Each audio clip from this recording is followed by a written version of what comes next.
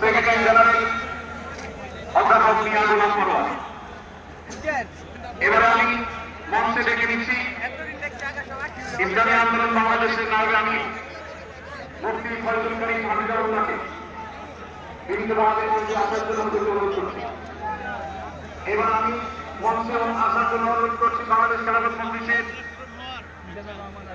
সম্মানের সাথে দাঁড়াবে জনাব মাওলানা মামুনুল হক হাফিজাহুল্লাহকে মঞ্চে আসার জন্য বিনীতভাবে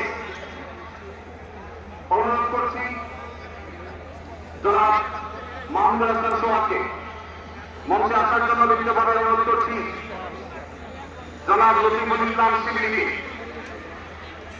মঞ্চে আসার জন্য বিনীতভাবে অনুরোধ করছি। প্রফেসর মুক্তার আহমদকে মঞ্চে আসার জন্য অনুরোধ করছি। হযরত মাওলানা মুফতি সাখাওয়াত হোসেনকে মঞ্চে আসার জন্য বিনীতভাবে অনুরোধ করছি। হেফাজত ইসলাম বাংলাদেশের মহাসচিব হযরত মাওলানা সাজিদুল ইসলাম সাহেব হাফিজাহুল্লাহকে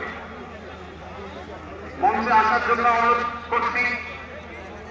এনসিপির অন্যতম নেতা জনাব হাসনাত আব্দুল্লাহকে মঞ্চে আসার জন্য অনুরোধ করছি।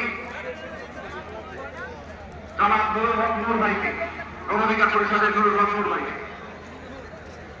এরপরে আমি বাংলাদেশ জাতীয়তাবাদী দলের অন্যতম নেতা শহীদুল নবী আমিনকে মঞ্চে আসার জন্য বিনীতভাবে আহ্বান করছি। এরপরে ইসলামী আন্দোলন বাংলাদেশের